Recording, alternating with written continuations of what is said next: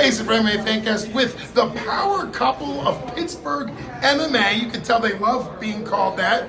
Always great to have Coach Karli Jo, the male woman, Thomas. I always say that she's coach because she's head coach of Waynesburg University Women's Wrestling. And Justin, the General Patton. I am very excited because you guys both had a big win exactly a week ago from when we're filming this. Last week, you were down in Atlantic City for CFFC. It was your second fight for CFFC, your promotional debut for CFFC.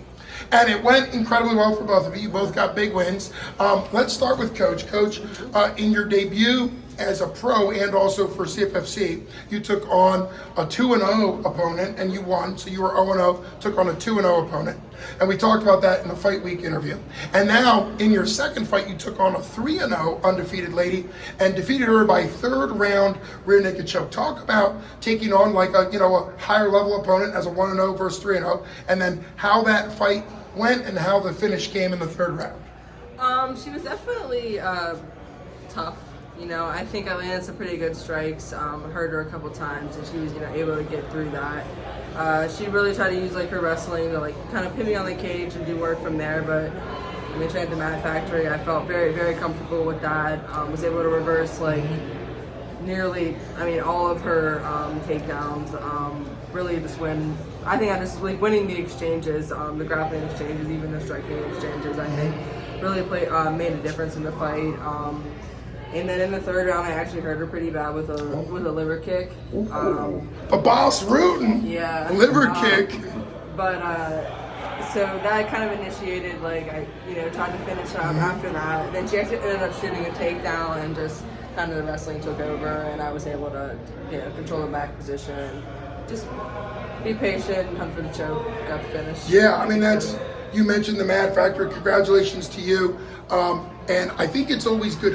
We see it at all levels. When you can hurt your opponent and they take a desperation shot, then it puts them in your world again. It's like when you're striking, we always talk about this. And I love the expression of Donald Cowboy Cerrone that the best takedown is a knockdown, right? When you're winning on the feet, those other things come along, whether the opponent takes a desperation shot like when she was hurt, or even if you knock them down. Either way, the dominance on the feet can lead to dominance on the ground. So you said your wrestling took over, and I had said that you're obviously the head coach at Waynesburg University. For wrestling and getting the choke, is that something that you knew? Because rear naked choke, usually when you get it in, you kind of know it's over. And what was your mind like in those couple seconds between when you knew you had it and she tapped? Well, honestly, I had to transition 3 or 4 times between rear naked choke. So I got to finish. Yeah, she did a great job at defending. Just not really giving up. So it definitely took time, and I had to be really patient. So just relying on being in that situation in the gym. Actually, something that I've been kind of putting a lot of focus on just in training is working really hard to get the finish. Sometimes you kind of not get lazy with that kind of stuff, but you can rush it, right, yeah. In training, you're just a little more lackadaisical with that kind of stuff. So just really working hard to get the finish. Fight everything, right? Your opponent fighting everything. Yeah, because sometimes training partners, they give it up. Where in a pro fight with her, she wasn't going to give it up. So I want to actually give a shout out to a lot of, to live in Cheyenne, of course, because they're my main training partners. Pittsburgh power couple.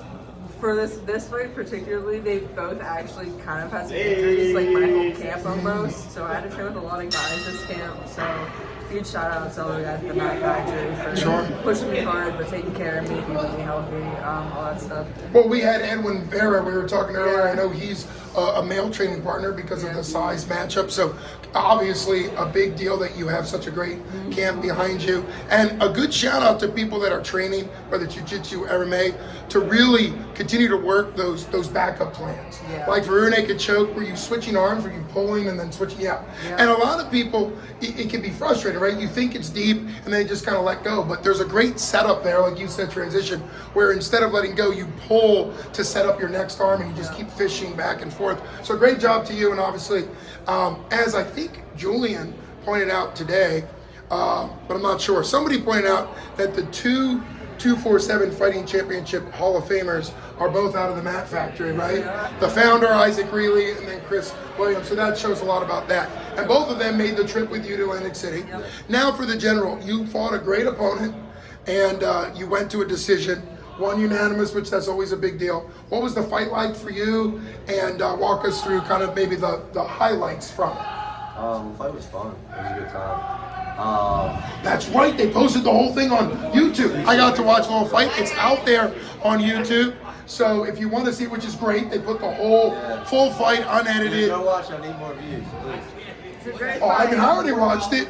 Shout out to my twin. He always watches anything with you guys in it. So, but yeah, so talk through it. I mean, he was a good kickboxer. I knew that, so I wanted to shut down his leg kicks, kick his leg a little bit, Yeah. and then eventually set up my hands, and I caught him a couple of times. Coming in, good timing, dropped him twice.